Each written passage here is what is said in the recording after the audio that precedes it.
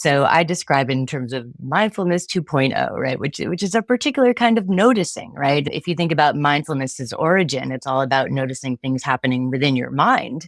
But we can use the same kind of awareness, and particularly the non-judgmental awareness of just things going on outside of us.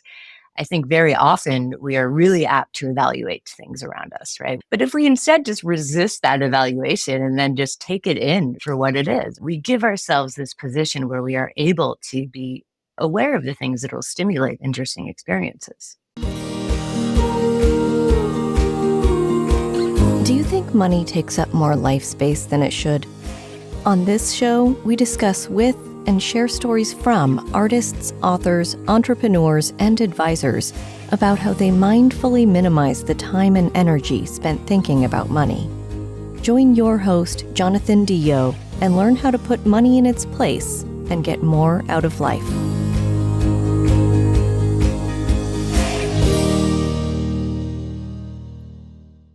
Hey, welcome back. On this episode of the Mindful Money Podcast, I'm chatting with Lorraine Besser, PhD. Dr. Besser is a professor of philosophy at Middlebury College, specializes in the philosophy and psychology of the good life, and teaches popular courses for undergraduates on happiness, well-being, and ethics. She's the author of 2 academic books, The Philosophy of Happiness and Interdisciplinary Introduction, and Eudaimonic Ethics, the philosophy and psychology of living well, and dozens of journal articles, etc. I wanted to have her on the podcast to talk about her first book intended for you and I, The Art of Interesting, What We Miss in the Pursuit of the Good Life. So as a financial advisor, I'm often attempting to guide folks towards this good life. And while our listeners know I'm focused on more than money, I read the book because I want to know what I might be missing. Dr. Besser, welcome to the Mindful Money Podcast. Yeah, thank you, Jonathan. It's great to talk with you. So first, where do you call home and where are you connecting from? Yeah, so I call home Vermont. I am here teaching at Middlebury College. I've been here for almost 17 years. And originally I'm from Connecticut. So I've always identified with New England, and I've always really loved the woods and the trees. And I'm really happy to have found a home here in Vermont. Did you grow up there? No, so I grew up in Connecticut, Hartford, and yeah, I loved that area, and I loved the little hilliness and the small town kind of flavor. So I left Connecticut and I went and adventured beyond there. I certainly was planning to get out. I went to school at Tulane University in New Orleans, and since then I've lived in California, New England, but I really I've come home in a way, coming back here after trying out some other things. Yeah. Where'd you live in California? I'm just curious. So I've lived both in Northern California. So I was a postdoc at Stanford for a while. So I lived in that area. And early, right out of college, I went to the Claremont Graduate School for a master's degree. So I've lived in both the North and South, occupying small parts of that. But I didn't realize that you're a Stanford grad because I'm very associated with Cal, and I know they're sort of arch enemies. We'll just put that aside today. We won't talk about that or the big game or anything like that. We'll leave that alone. So, growing up in Connecticut, what did you learn about money or entrepreneurship as a kid or maybe early teens? Yeah, I certainly witnessed a lot of wealth and entrepreneurship, and we're living in a small town that's a relatively privileged town and relatively white. And so it's a certain kind of climate where money was never seen to be a big struggle, but certainly always appreciated and sought after, and in some ways more directly sought after than others. But that was the kind of climate in which I grew up, where the more was the better, and that there wasn't a lot of real struggle to fulfill our basic needs. Certainly not. Do you? I don't know if you remember an experience around shopping with mom or dad, or the decision about buying a car. Or I understand not a lot of struggle for basic needs, but what did you take out of childhood as like how we as humans interface with money? Yeah. So I'll give an example from my grandfather, because this had a big influence on me. So he was an MD and certainly could afford things like new cars. And yet throughout his life, he never purchased a new car. And so I really learned a lot from that, right? I learned about the importance of just using your money where to satisfy your needs and to be careful and about spending in other areas. And I think I also really learned through that and through my own parents. I always, me and my siblings had cars to drive, but they were not new cars. And it really, became solidified this kind of sense that I have now about finances, which is that they're really important, but there's a cap, right? And that certainly in my own life, I really choose to kind of respect a cap on material goods and then to spend my money on, experiences. And travel is a big important part of my life. And so I where there's extra, it's primarily going to travel. And but I do like that. And I think everyone is tuned into that saying that you should spend your money on experiences rather than stuff. And so I've always, I've heard that. I know the research behind that, and I do try to live up to that in my own life. I'm really curious because I know that research is maybe 10 or 15 years old. It's not very deep or long lasting research in terms of like what should you spend your money on in terms of happiness. Yeah. And I've read a ton of it. Is there a group of academics that sort of talk about this, or do you just read each other's papers? Do you actually meet? Is there a conference? Do you know what I mean? Is there a big groundswell about it? There's a big groundswell of happiness and well-being research. There's a yearly conference where a group of us really who have devoted our primary of our scholarship to it, where we meet every year and discuss many issues. And certainly that is one of them, about the limits of materialism and the challenges that arise when we see materialism as the end goal. And that really gets us on, and I think, the wrong track towards happiness. For sure. Just before we look at the book, The Art of Interesting, what do we miss in the pursuit of the good life?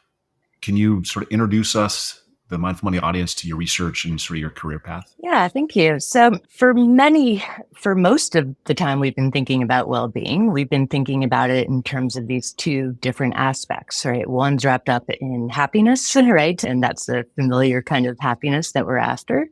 And the other's wrapped up with some kind of meaning, right? So there's a wide range of different philosophical views that would fit under this umbrella, but it's really what's distinctive about this class is that it's about using our mind to strive beyond us, right? And to engage in things that will allow us to feel a sense of purpose, to give meaning to our lives, and to achieve things. And these are really important parts of living good lives. I completely agree with that. But what we're finding in our new research is that there's more. And it began with a hunch, and it wasn't mine. It was my collaborator, Dr. Shige Urshi. He's a psychologist at the University of Chicago. And he had this hunch that, we're missing something that really involves these kinds of experiences that people do go after and that we do value, but they don't seem to fit into this category of happiness and meaning. And these are the interesting experiences. So there's a state of psychological richness that really consists in this state of having the experience of free-flowing thoughts and emotions and just this really robust kind of cognitive engagement where you're allowing your mind to just engage on all levels and really impact your perspective, your emotions. And we found through our research that this is a category that is distinct from our common categories of the good life, which means that it's different than happiness and meaning. And somehow they can overlap, but very often it's the case that you can engage in interesting activities and experience psychological richness, even in things that do not otherwise leave you happy or provide meaning to your life. And the independence of this category from kind of our standard ways of thinking about the good life is really what's driving this kind of what we're missing in the pursuit of the good life. And so we're missing interesting experiences. And part of the title then is really trying to identify and set out this really important point that like we're missing when we've been missing. Researchers have everyday senses of the good life do. We're missing something that is actually really important to people and is actually really valuable. The deeper layer in which my title taps into, though, comes with this aspect of interesting experiences, which is that they can't be really pursued head on. And I think there is a very common phenomenon of when we are pursuing things, especially for the sake of meaning or purpose, when we're engaging our mind in that way, what we do is actually really miss out on a lot of things, right? We're focused on what we need to do to get to our goals. But in order to do that, we have to block out a lot of other things and a lot of other potential sources of interest. So I think that part of my interest in writing this book is to show how, well, again, happiness and purpose are really important things in our lives. If either one of them takes too much of a role within our lives, then they're really going to limit our experiences and they're going to prevent us from living the best lives we can, which include happiness, meaning, and psychological richness. So you speak of like the standard. The standard is happiness and meaning. When you say standard, what are you referring to? What makes it standard? Yeah. So the long history of traditions makes it standard. So Aristotle, right, ancient Greek philosopher writing in 350 BC, introduces these categories of the good life. That one is about happiness, which he describes in terms of pleasure, and one is about meaning, which he describes in terms of flourishing or eudaimonia. And so he has set forward these distinctive forms of the good life that have really seized the attention of certainly many philosophers. So after Aristotle, we see different schools develop around these, defending each of these conceptions of the good life. And so that has really informed the philosophical understanding of the good life.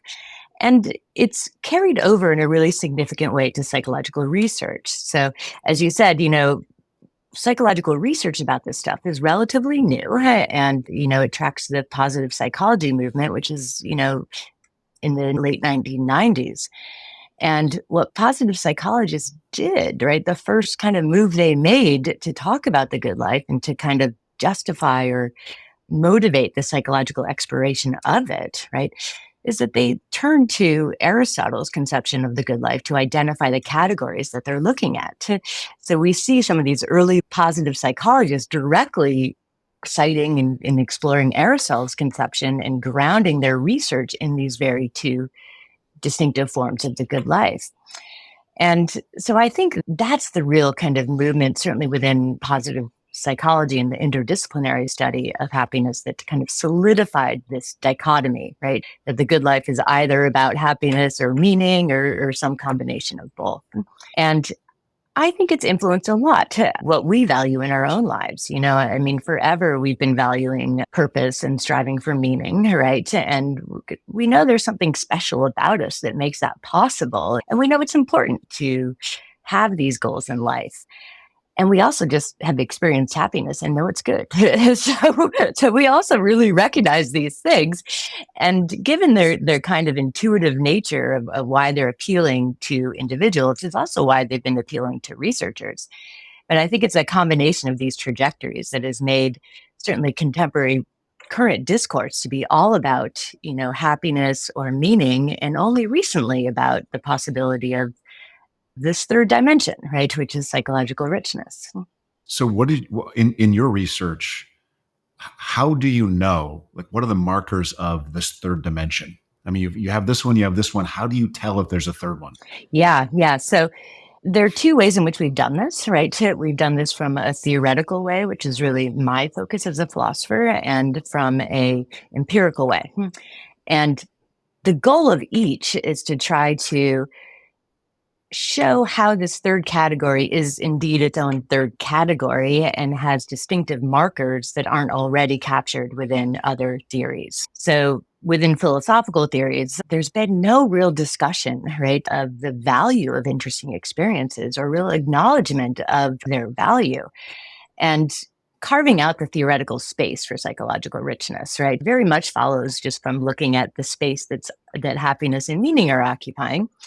And at the empirical level, right, when we're trying to study this, right, it's all about developing the kind of markers of psychological richness. And so the way in which we would do that empirically, and this is what Oshi's studies were directly on. I was a collaborator with him on this grant, so working in conjunction with him, but he's really running these psychological studies.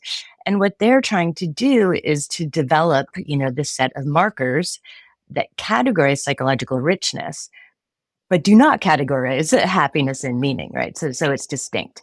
And so these kind of markers of psychological richness, right? Tracking specific attitudes towards things like challenge, right? And towards experiences and a sense of getting out of one's comfort zone, right? So really distinctive markers of happiness are that it's heavily correlated with things like safety and comfort. And psychological richness is not correlated with those. In fact, you need to kind of get out of your comfort zones to have many of these experiences, because challenge is a really important source of psychological richness. It forces our minds to engage and to wrap our heads around new issues.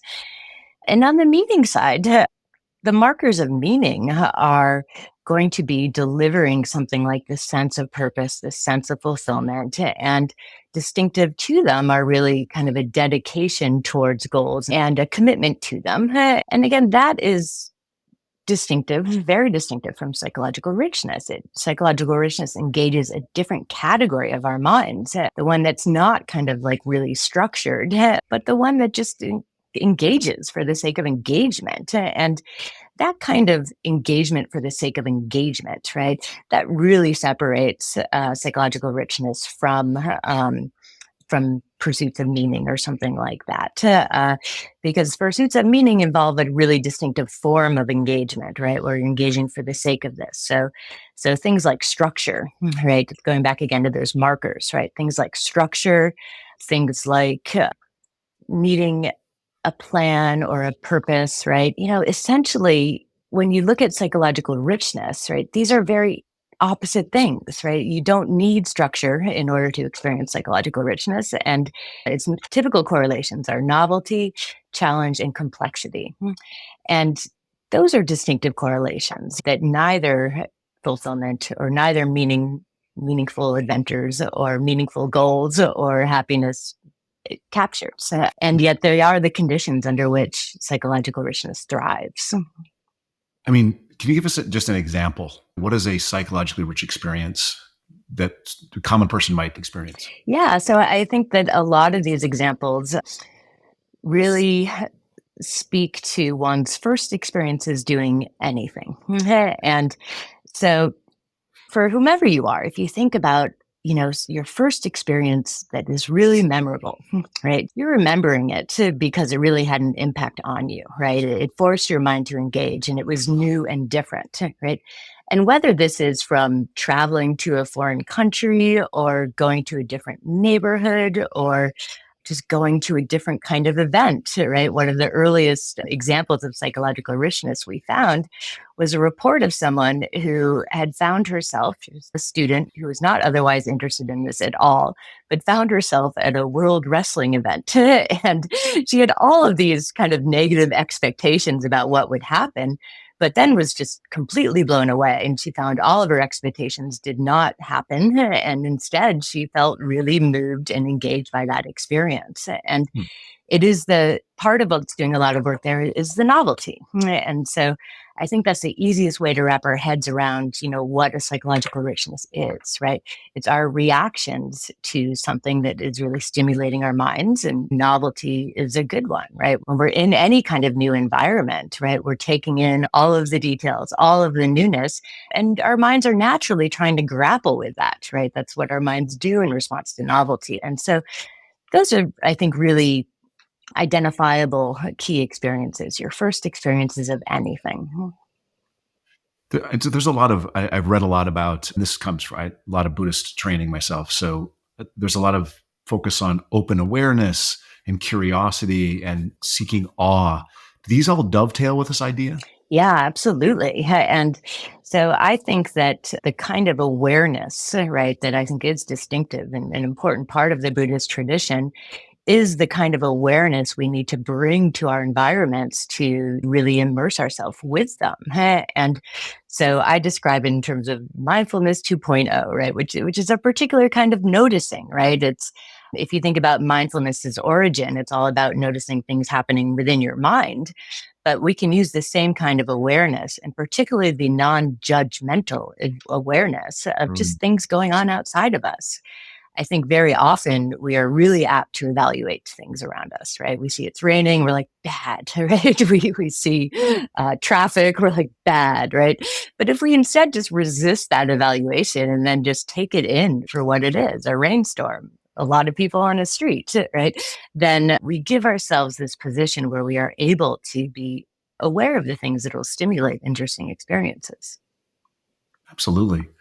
So I have these prepared questions, and then I always have this idea that it just takes me sideways. So I want to go in a different way here, real quick.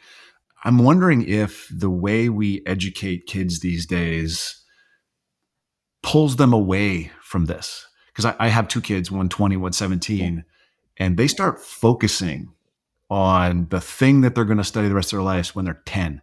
They focus on the sport now. If you play soccer, it's year round. You don't have time to do anything else. When I was a kid, I played 7 different sports. I was a Boy Scout. I did Yeah. so much church groups, so many things. And we don't do that anymore. And so are we losing, just while you're doing the research and discovering how important it is, are we losing access to this at the same time, like at a cultural level? I think so. I have children the same age, and I have seen that, right? So, drawing this comparison you made between trying a bunch of different sports and activities versus focusing on one sport, which I think is a common phenomenon that people are starting to notice is problematic, but it's happened, right? And think about the messages that we're sending there, right? That the point of doing the sport is just to be the best, right? And to be good at it and not to experience, all the things that it has to offer and that other things might have to offer.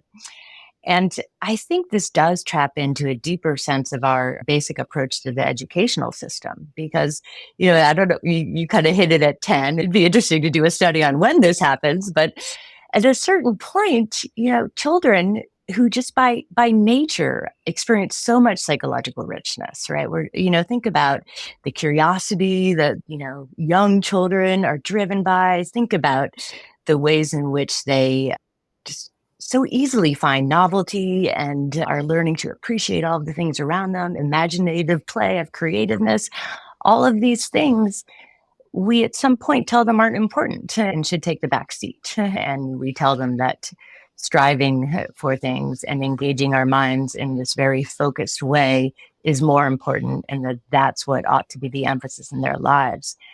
And it doesn't have to be either one, right? There's no reason why we can't also cling to a lot of the importance of keeping those childlike things that really will help us. A lot of what I talk about with having interesting experiences, like be like a child again, right? Go back to that point where everything's new, everything is a source of wonder, and you're really creative and you can kind of play with ideas and think about things. So, yeah, I agree that we're not doing our children any favor within our school system, within our approach to extracurricular activities, that we're really starting from the very beginning to limit their range of experiences and to suggest that only a certain kind of experience, right? One that you can be the best at, one that you can succeed at is going to be the valuable one. And that's just not true. I mean, we all know that's just not true, but somehow that's what we're teaching our children, and that's something to be aware of. Oh, scary. A little bit of an aside. So I think that it's not just how we're raised, or not just the educational system. There's a lot in modern life that I think gets between us and the psychologically rich Yeah. life. I'm wondering if social media, we brag about how busy we are. We brag about, how much we have going on. We brag about, the new car, the stuff. And so what other things in modern life keep us from living this psychological richness?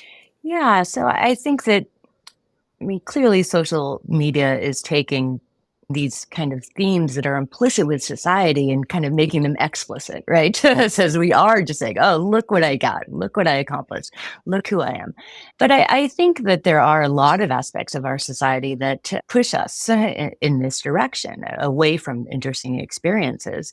And I think that, there's a culture of busyness within certainly many work environments and within lives more generally, speaking from a college, this, Guilty. yeah, Guilty. yeah.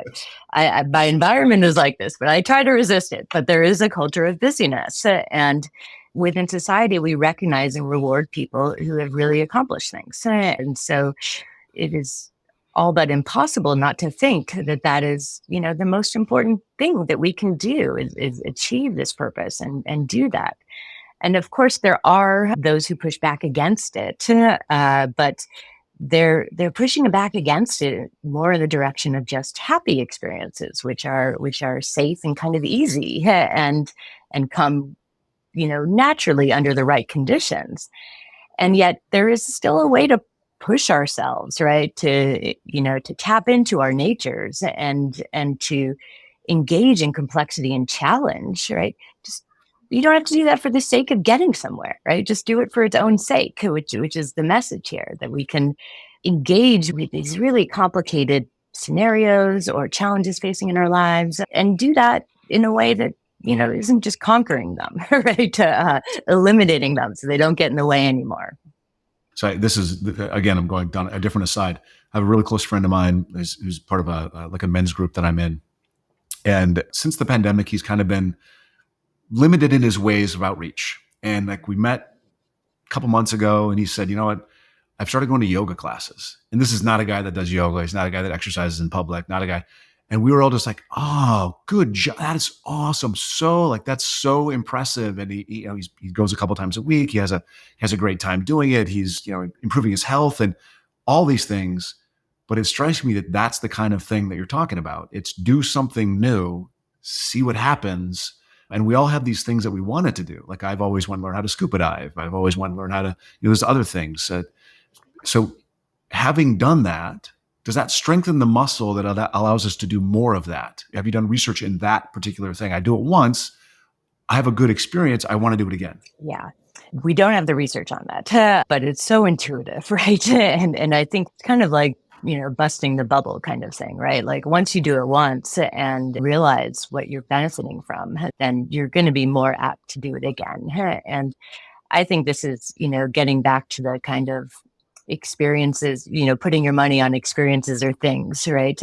I think as soon as you start to give it a shot and kind of see what happens when you put your bonus towards an experience rather than a new car that you may not need. And I think that's a really important way to kind of get a feel for what we're talking about here and to understand it for yourself. So then once you kind of experience the rewards that can come, then you'll go after it. Yeah. I have a coach who used to say, what gets measured gets done. And just you referenced this a second ago about how culturally or individually, our parents are teaching us how to do this. You pursue the thing that gets you the reward. You pursue the thing that we measure. And so if we measure success financially, which I think we all at least partially do. And if that becomes the litmus test for I am successful and we all want to be successful, then we all focus on meaning and purpose and personal growth and success and money. And so I'm just curious if in the research, any of the survey questions were around money or about success, or is it or not? They were not about money or success. A lot of them were more about kind of, again, getting at these correlations, right? And thinking about the kind of distinctive, so what is really distinctive about somebody who prioritizes meaning within their lives, right? And yes, one of those distinctions is probably something what they're doing with their money. But yeah, that we haven't done. The initial questionnaires did not contain things like success or this, but there certainly was a lot of, speaking of like valuing, right, to valuing achievements. And so I think they're getting at success indirectly without, speaking explicitly to it. Yeah. So simplify this for us. if you were to sort of come across, sitting on a crosstown bus and you strike up a conversation with somebody, what's one thing that they could do today that would improve the psychological richness of their lives tomorrow? Yeah. Well, they could strike up a conversation with a stranger, that's for sure. um, and so that is a great way of just getting up. Who knows, right? You're just striking up a conversation with a stranger. But I think beyond that, right, the sitting on the bus example is great, right? Because so often, like we all have commutes, and our commutes are always, they're taking us to a place that we need to go to, and they're regular, right? So we don't have to pay attention to any of the things to get there, right? We just kind of go through the motions, whether it's driving or getting on your bus or whatever it is, right? You don't have to think a lot about it. And it's really tempting in those scenarios to just not think, right? And just end up in the place you are. And I think these moments are real wasted times, right? I think it's the power of interesting experiences actually really heavily to fill in these wasted moments. Because you can, instead of just checking out on the bus or thinking about what's going to happen later on in your day, you can look out the window and you can start to notice different things, and you can force yourself to be curious. You can just say, well, why is that person right there? Or why are so many people at that bus stop? And were they there last time? And things like that, right? Taking your mind on an exploration and really trying to actively engage to really notice what's going on. And noticing is the first step. If we don't notice things, then our mind won't engage. And so actively making these steps to look outside the window, you've driven the same drive forever, right? But you can find something new. And I always use this example. I'm sitting in an office that I've occupied for, 17 years. And I guarantee you I can have an interesting experience looking around, and just by noticing what's in there and bringing some curiosity to that. Is it enough to passively notice, or do you then have to take the step of you see something and then doing something? Yeah. Well, I think it helps to actively to notice things and then actively bring curiosity to it. And especially as we're trying to learn or get a feel for this. So yeah, I think the more active we can be in prompting some kind of engagement and giving our minds something to work with, the better. But in some instances, I don't think that the act of trying to bring curiosity, I don't think that those things are always necessary. There are some situations that just will force engagement. And so when you're in a novel situation, your mind has to do it. When you're dealing with a complex situation, your mind's got to tap in. And when you're dealing with challenges, your mind's got to tap in. And so that's why these things are so heavily correlated with psychological richness, because they force the engagement. But very often we're sitting on a bus, right, with nothing new. And so we have to find something new. And then we have to bring some curiosity to it. And that'll get us rolling on the right track. And then it will become effortless. You'll just notice things and you'll be curious and you'll have interesting experiences all around you. Sounds exciting.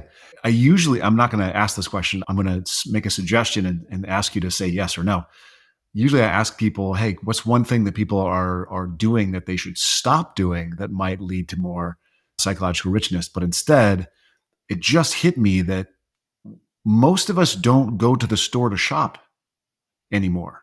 Like now we order from Amazon, it comes to our door, and that experience in the store where you sat in the line and maybe somebody said something to you in the line, or you saw a news story and you made an under your breath comment and somebody responded.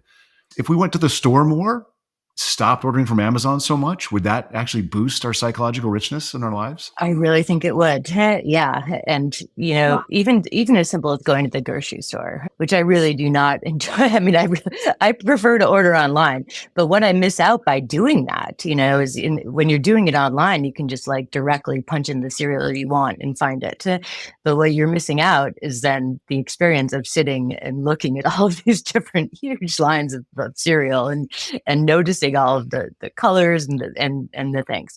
And again, this revolves space, right? So if you're going to the store, you got to give yourself the space to notice these things. But it could certainly be more sources of interesting experiences the more we put ourselves out there and go to stores where we have to choose. We have to consider different options and look at them and if we bring some kind of openness to that, right, then we could have an interesting experience there. Yeah, like the onset of the internet took us all home, and we go out less because of it. Yeah. And that, if we're not engaging with other people, we're not having as psychologically rich a life. Yeah. Does that seem right? Yeah, I think so. Oof. And with the world too, right? And with the world more generally, right? I mean, the more we're at home, the harder it is. For sure.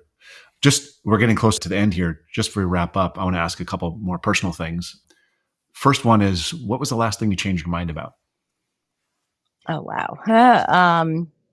Yeah, I'm thinking of boring things. I mean, I certainly. So some of the answers are really boring. Some of the answers are like the cereal I wanted to have this morning for breakfast. Oh, yeah.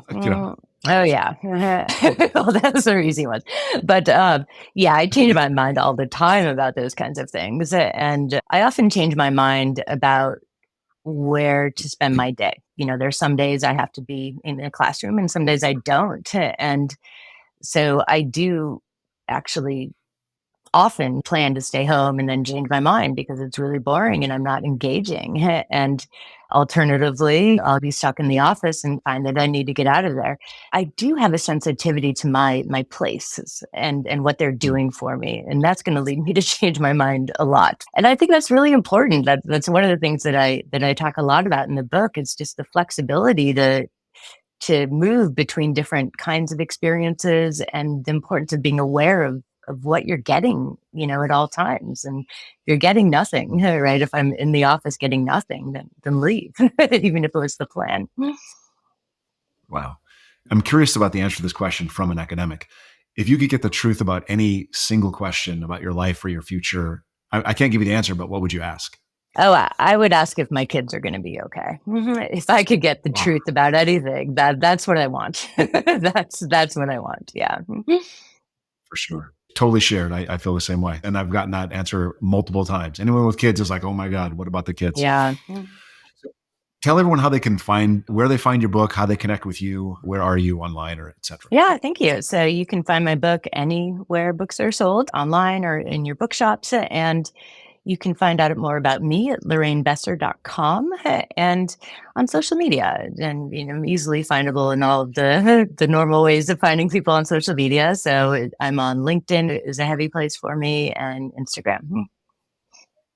Wonderful. Well, we're going to put all that in the show notes. I just want to say I really enjoyed the conversation. I love the book. I would recommend everyone go out and get a copy and read it, see what they're doing wrong in terms of seeking the good life. Dr. Besser, thanks for being on the show. Yeah, thank you. Thanks for listening. Full show notes for each episode, which includes a summary, key takeaways, quotes, and any resources mentioned, are available at mindful.money. Be sure to follow and subscribe wherever you listen to your favorite podcasts. And if you're enjoying the content and getting value from these episodes, please leave us a rating and review at ratethispodcast.com/mindfulmoney. We'll be sure to read those out on future episodes.